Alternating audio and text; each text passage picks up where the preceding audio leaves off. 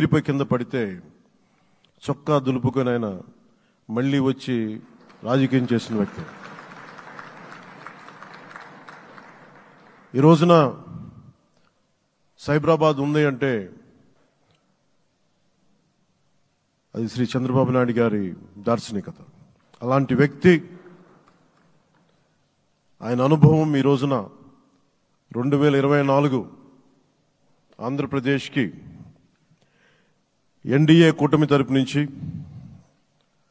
ముఖ్యమంత్రి అభ్యర్థిగా శ్రీ నారా చంద్రబాబు నాయుడు గారి పేరుని జనసేన పార్టీ పక్షాన నుంచి మేము బలపరుస్తున్నాం.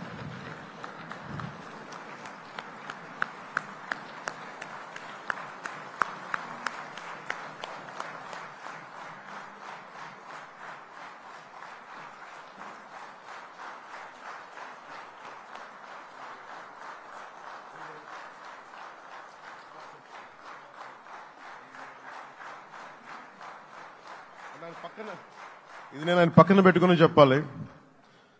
ఆయన నలిగిపోయారు. జైల్లో చూశాను ఆయన.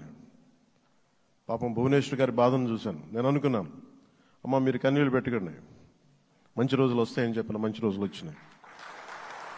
వారికి మనస్ఫూర్తిగా వారికి నా హృదయపూర్వక శుభాకాంక్షలు. మీరు అద్భుతమైన పాలన ఇవ్వాలి అందరికీ మనస్ఫూర్తిగా మీకు నేను తెలియజేసుకున్నాను సార్.